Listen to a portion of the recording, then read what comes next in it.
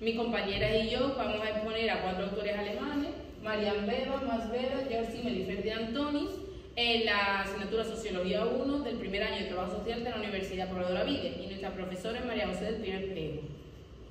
Aquí se muestra un índice de los ítems que vamos a seguir para explicar a cada autor, a excepción de Ferdinand Tönnies, que vamos a usar otro índice porque hay mucha menos información de él. Hablaremos primero de la biografía de cada autor, de la perspectiva sociológica, de la relevancia de la sociología contemporánea, del sistema social, estructura e instituciones de la época de cada autor, de la cultura y el cambio cultural de esa época, de los grupos, organizaciones y sociedades a los que ellos pertenecían, de la posición social, la desviación, el control social, el poder, la política, el orden económico y la desigualdad de esa época. Y a este lado de cada diapositiva se nos va a mostrar una pequeña biografía de donde hemos sacado la información.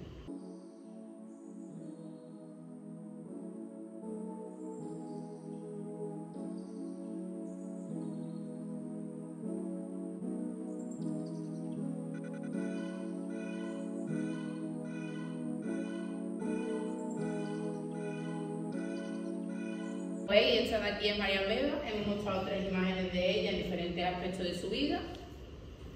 Y aquí se muestra la biografía. Ella nació el 2 de agosto de 1870 en Alemania, murió el 12 de marzo de 1954. Sus padres eran Edward y Anne, y su cónyuge es Max Weber, que lo vamos a explicar más adelante. Ella era política, escritora, historiadora del derecho y socióloga, aunque aquí vamos a estudiarla base a la rama de la sociología. Y como dato relevante, que ella pertenecía al Partido Democrático Alemán. La perspectiva sociológica de ella principalmente era feminista. Para quien no sepa lo que es el feminismo, es la doctrina que pretende igualar las condiciones entre hombres y mujeres, y ella era feminista por 4 puntos principales. En primer lugar, porque impulsó a la mujer en la universidad. Ella, junto con su marido, pretendía que la mujer se incorporara al sector estudiantil. Además, hablaba de la mujer como persona y no como mujer porque antiguamente la mujer únicamente era conocida si era hija del político, mujer del filósofo y no por la valía propia de la mujer. Además, retribuyó la función de ama de casa, porque como antiguamente las mujeres siempre tenían que dedicarse a ser ama de casa y al cuidado de los niños, pues ella pensaba que ya que se le imponía socialmente tener que ejercer de eso, que menos que se le retribuyera económicamente para que no tuviera que depender del marido. Y además reivindicó algunos puntos de la legislación relacionados con el matrimonio, porque como todos sabemos, antiguamente la mujer tenía que estar casada con un único hombre y no podía divorciarse, por supuesto. Respecto a la maternidad, porque antiguamente la mujer que no era madre estaba mal vista. Y respecto al trabajo, porque como he dicho antes, igual que el sector estudiantil, Marianne y su marido pretendían que las mujeres se incorporaran al mercado laboral. Respecto a la relevancia de la sociología contemporánea, pues ella y su feminismo hizo que las mujeres dieran pasos de gigante en la sociedad, porque consiguió que las mujeres pudieran estudiar, ya que las mujeres empezaron a incluirse en las universidades alemanas, junto, como he dicho antes, con su marido que era profesor de sociología en estas universidades. Consiguió que las mujeres pudieran trabajar en fábricas, sobre todo textiles y del tabaco, y de ahí el nombre de las cigarreras. Consiguió la igualdad salarial, aunque esto costó tiempo, porque al principio cuando se incorporaron las mujeres no tenían, por supuesto, el mismo sueldo que los hombres, tenían un sueldo mucho más bajo, aunque poco a poco fueron equiparándose. Consiguió la retribución de ama de casa, porque al final a las mujeres se les daba un dinero por dedicarse a la tarea del hogar, y impulsó a que las mujeres hablaran en público.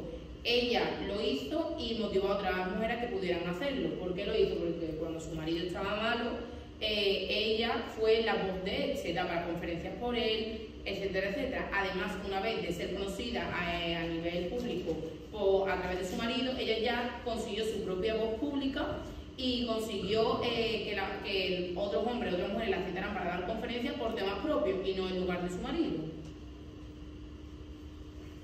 Ahora le doy paso a mi compañera que va a explicar el sistema social.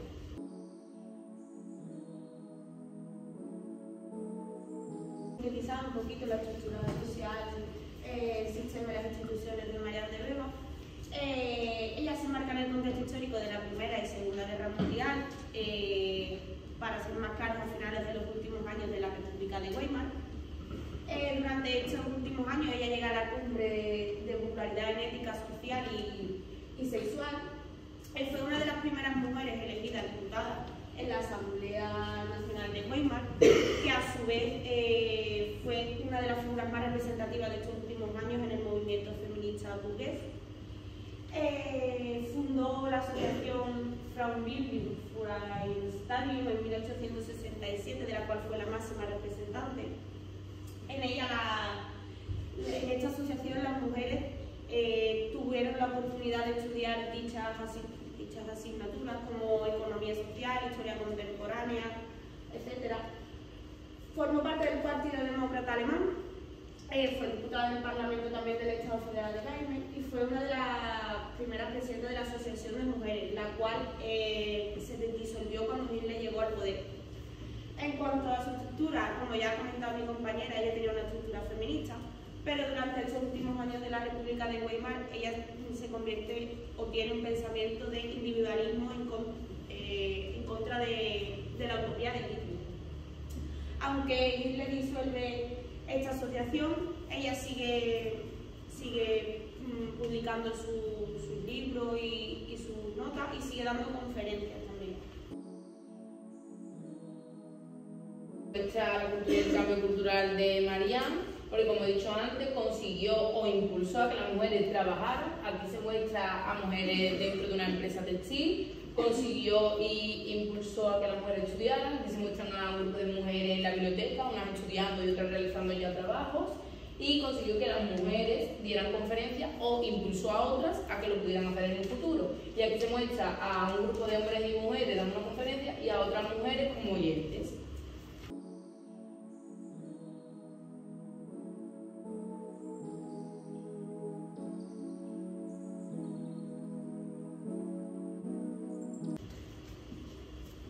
En cuanto a los grupos y organizaciones, Marianne de Oveda defendió la protección jurídica y la independencia económica de las mujeres. Además, ella trabajó también en el movimiento feminista de estas mismas mujeres.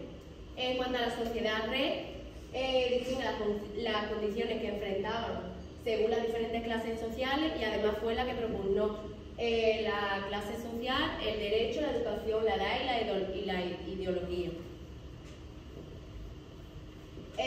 Marianne de Weber pertenecía a una clase media y en 1896 fue nombrada directora de una sociedad para la difusión de la mujer. En 1900 retomó el trabajo en diversas publicaciones como la política y el movimiento de las mujeres. En 1907, junto a su marido Max Weber, publicó su mejor trabajo, que fue Matrimonio, Maternidad y Derecho, y por último, en 1920, fue la primera mujer alemana que fue representante de una asamblea parlamentaria. Marianne de Weber tenía una posición política pacifista, contribuyó a la reforma social, a la política feminista y a la sociedad política. También desarrolló una sociología crítica a partir del análisis de la situación de las mujeres. En su texto sobre Authority and Autonomy in Marriage, Marianne de Weber critica la sociedad patriarcal y también considera que el matrimonio es una institución que beneficia a los hombres y perjudica a las mujeres. Y por último, reaccionaron tanto ella como su marido contra profetas y santones.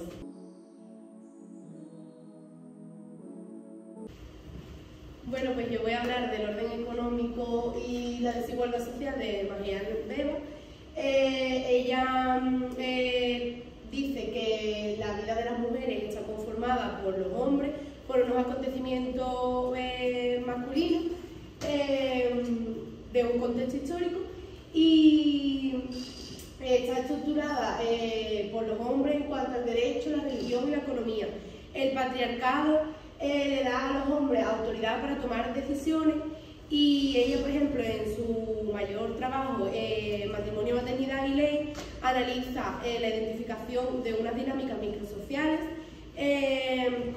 como una negociación compleja. Esto significa que en el matrimonio las mujeres tienen que depender de los hombres.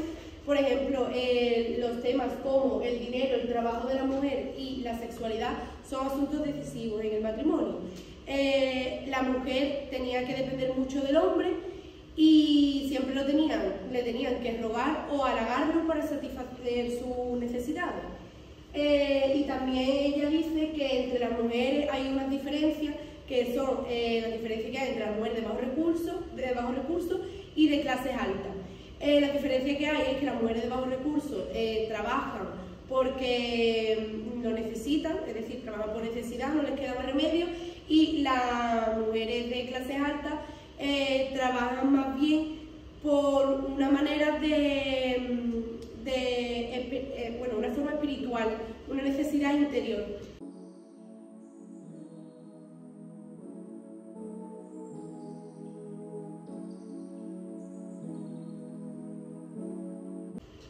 Este es Max Weber y él nació el 21 de abril de 1864 en Prusia y murió el 14 de junio de 1920 en Múnich. Sus padres son Max Weber y Helen Weber y su cónyuge, como he dicho anteriormente, es Marianne Weber. Él tenía varias profesiones, entre ellas jurista, economista, sociólogo, filósofo, antropólogo, abogado, profesor universitario, musicólogo, político e historiador. También destaca en su vida que poseía graves problemas psíquicos y también fue reconocido como uno de los padres de la sociología, aunque él se consideraba como historiador.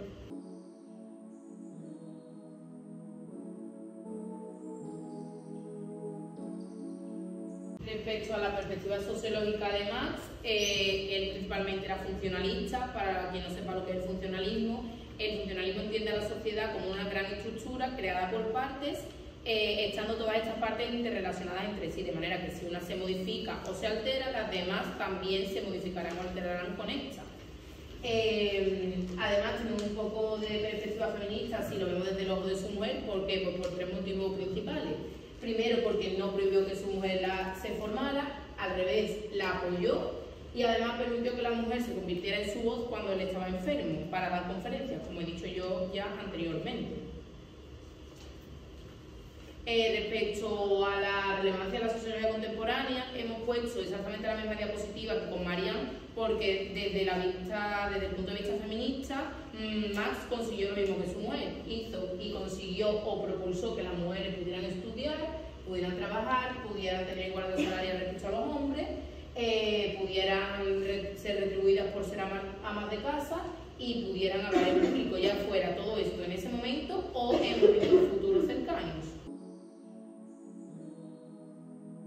Bueno, pues nosotros vamos a hablar un poquito ahora de Max Weber. Él, gracias a su padre, consiguió estar durante toda su vida rodeado de celebridades. Por eso él decidió estudiar en la Universidad de Derecho, en la Universidad de Heidelberg. Posteriormente se fue al ejército alemán de Estrasburgo, el cual a su vuelta retomó los estudios en la Universidad de Berlín. En 1888 creó la Asociación Profesional de Economistas Alemanes, donde él más que nada se encargó de llevar toda esta asociación. Propuso en este sentido que la economía era la solución a los graves problemas que había en esa época. Recordemos que estamos hablando de entre la Primera y la Segunda Guerra Mundial. Y a partir de este sistema económico que él propuso, empezaron los estudios de estadística.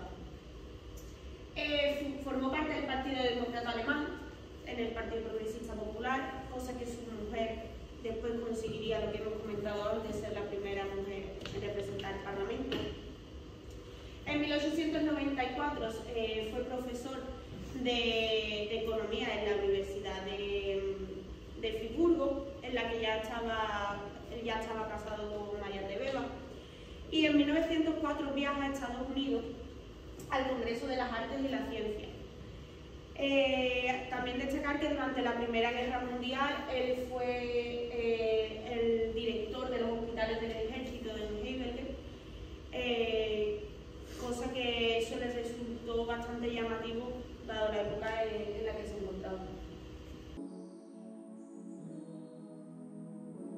respecto a la cultura y el cambio sociocultural, hemos vuelto a poner la misma diapositiva que con Marianne, porque al igual que la importancia en la sociología contemporánea, su cambio cultural respecto al feminismo desde la visión de Marianne fue exactamente el mismo que el de esta. Consiguió e impulsó que las mujeres pudieran trabajar, pudieran estudiar o pudieran dar conferencias en público. En cuanto a la sociedad red,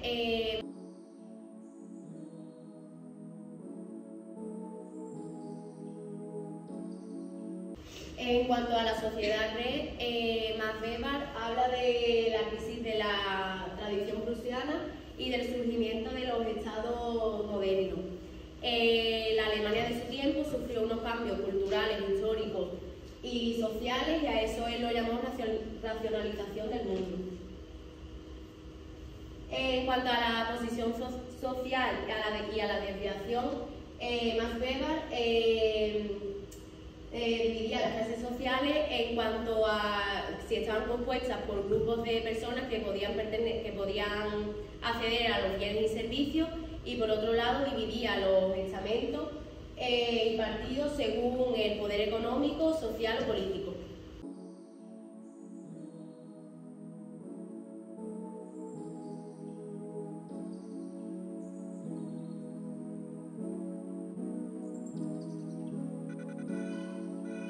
En cuanto al poder y la política de Max Weber, él estudia su desarrollo sobre qué es el Estado y qué es la política, y para él el Estado y la política es una organización que tiene un uso legítimo de la violencia como institución hegemónica y se hace valer por medio de la fuerza. También elabora toda una teoría acerca del poder, cuáles son los tipos de legitimidad y de dominación, que a continuación en la siguiente diapositiva pues explicaré cuáles son los tipos de legitimidad. Él entiende que la política debe transformarse y que las decisiones deben venir desde arriba, sin margen para la decisión. Y además analiza en profundidad el sistema capitalista como modelo económico, social y político imperante en las sociedades modernas. A continuación, en esta diapositiva vamos a ver los tipos de legitimidad, que realiza la siguiente división, la divide en tres partes. La primera, que es la legitimidad legal, nacional basada en la ley. La segunda, que pone la legitimidad tradicional, que la posee una persona que ejerce el poder desde una perspectiva tradicional, como los monarcas, el Vaticano. Y la tercera legitimidad que pone es la carismática, en la que habla de figuras importantes que han ejercido poder de manera exitosa por una cuestión de carisma, como fue Napoleón. También destaca de la política de Max Weber, que realiza también dos divisiones en torno a la ética, como son la ética de convicciones, cuando el grupo político enfoca su proyecto en base a la ideología y sus convicciones. Y el segundo tipo de ética es la ética de la responsabilidad, que es el cálculo dentro del área de la política, que tiene que estar permanentemente presente y hacer ese ejercicio de realismo político. Ahora voy a continuar explicando el orden económico y la desigualdad de Max Weber, que para él la concepción multidisciplinar de las desigualdades sociales se dividen en tres: el económico, que es la propiedad de las oportunidades; el social, que es el estatus; y el político, que es el poder y el partido. Para Max Weber, la estratificación social es el resultado de la distribución del poder en el seno de la comunidad política. Para él, una clase es un grupo humano que tiene la misma posibilidad de adquirir la misma posibilidad económica. Y está constituida por tres, que es la de provisión de bienes, la de posición externa y la de distinción personal. Y la distinción de clases se observa en función de la propiedad o no propiedad de los medios de producción, de la propiedad o no de otros recursos y de las oportunidades de que se dispone en el mercado.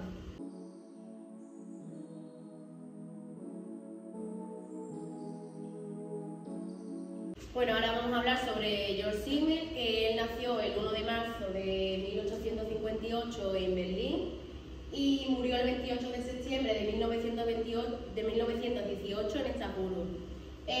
Sus padres fueron Edward y Flora, y su cónyuge fue Gertrude Simmel. George Simmel ejerció de filósofo, sociólogo y crítico alemán.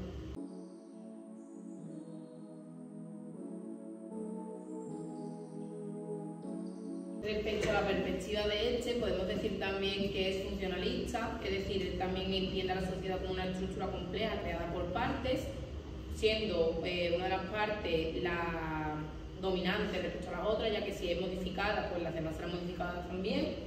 Él estudia la estructura de estos fenómenos sociales y de estas partes de la sociedad y hace una gran diferencia entre hombres y mujeres. Él afirma que eran y tenían que ser diferentes los hombres y las mujeres.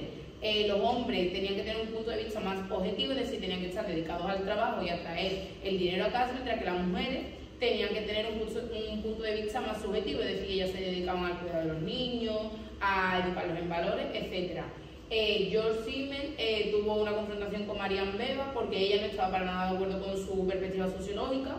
Ella defendía que las mujeres podían ejercer tanto el poder subjetivo como el objetivo, es decir, ellas podían estar preparadas tanto para ejercer como trabajadoras como para ejercer como educadoras respecto a los hijos, y los hombres de igual modo, ellos también estaban preparados para ejercer de manera objetiva y de manera subjetiva, estaban preparados para trabajar y para educar en valores y tener sentimientos.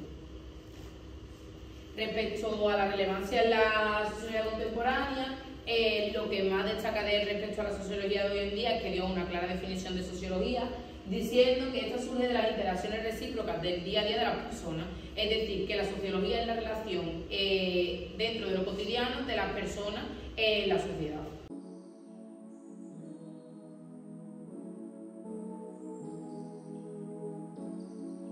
En cuanto a la distinción social de la estructura de George Simmel, podemos decir que pertenece a la primera generación de sociólogos alemanes. Aquí él empieza a plantearse su enfoque neocantino basado en el filósofo Kant y empieza a preguntarse qué es la sociedad, cómo se organiza la sociedad, etc. Él pertenece a un antipositivismo sociológico, en la cual a partir de ella crea la teoría crítica de la Escuela de Frankfurt.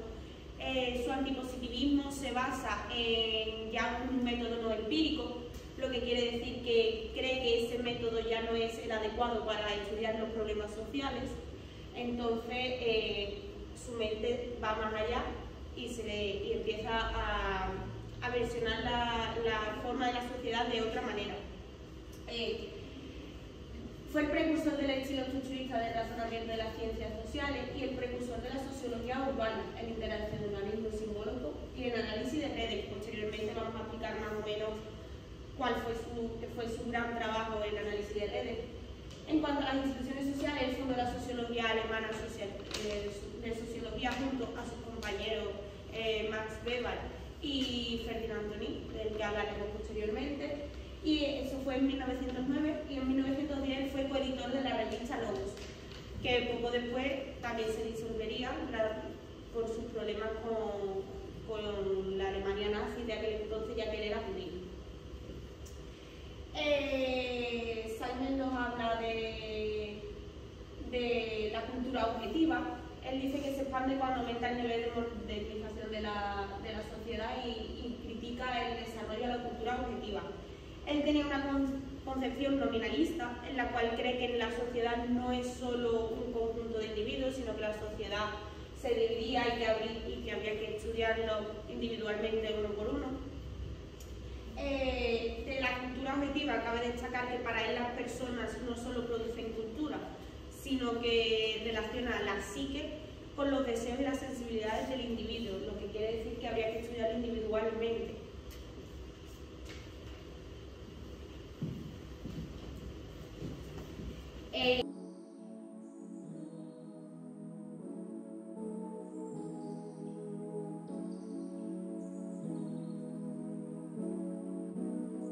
Según George Simmel, la sociedad se estudia a partir de cómo se estructuran los fenómenos sociales y también afirma que que la intervención en grupo puede tener consecuencias positivas y negativas.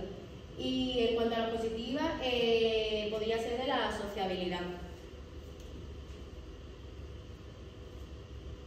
En cuanto a la posición, desviación y control social, George Simmel, en su teoría, dice que los orígenes teóricos de la noción del capital social contribuye de manera significativa a la contextualización de este mismo capital.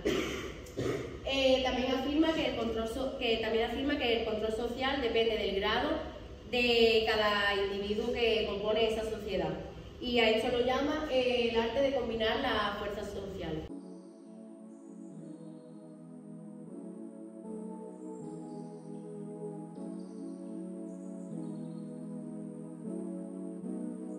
En cuanto a la poder y la política de Simmel, no es un pensador político, descubre la nación y esto es un problema ético para él. Antes de la guerra habla del antimilitarismo y dice que el individuo tiene el deber de defender a la nación, de hacer el servicio militar y de batallar. Simmel se acerca, bueno, con eso tiene una deuda de reconocimiento ético y se acerca a una teoría del egoísmo artístico. La cultura objetiva de Simmel es destruida por la guerra. Él tiene una esperanza porque la guerra dé un nuevo impulso para construir una nueva síntesis de la cultura, que es una ilusión intelectual que él tiene hasta 1915, porque a partir de 1915 él piensa que la guerra no va a provocar ningún cambio ni va a haber ninguna transformación. Simmel escribe que la guerra está destruyendo gran parte de la obra de su vida, la cual consistía en crear una relación de intercambio cultural con los colegas franceses, y a partir de ese momento su actitud es diferente con respecto a la guerra y en relación a la pertenencia. Él cree que con la guerra se ha destruido el espíritu de la cultura objetiva en la cual habíamos crecido. En cuanto al orden económico y desigualdad social, Simmel relaciona lo económico como parte de lo social, produce un valor objetivo e induce un mercado o circulación que está ligado con las esferas sociales y culturales como un mismo proceso sociológico. Él dice que el dinero tiene bastante influencia y también hay una expansión de la economía monetaria que beneficia a muchas personas, a los individuos, beneficia a muchas personas, como por ejemplo la superación del feudalismo. Él hace una tesis del dinero, ¿vale? Y en la filosofía del dinero ve el dinero como si fuera Dios, ¿vale? Él dice que ahora hay más bancos que iglesias y dice que el dinero lo es todo y que a las personas el dinero les determina la autoestima y las actitudes. También hace una división de 3 formas sociales, que son el derecho, el dinero y la intelectualidad.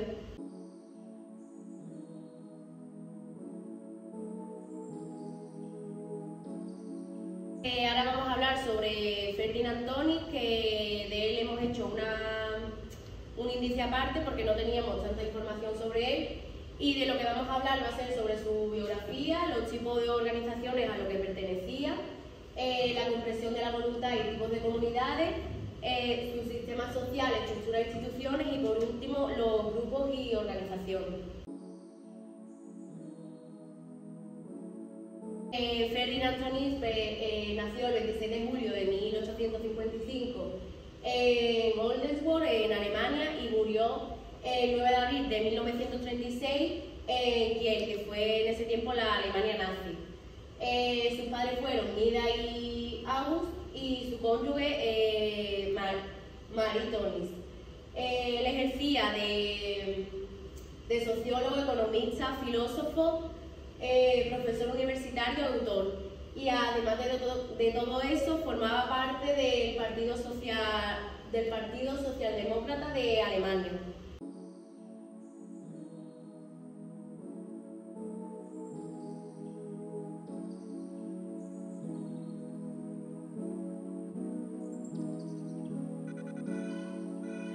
de sociedades.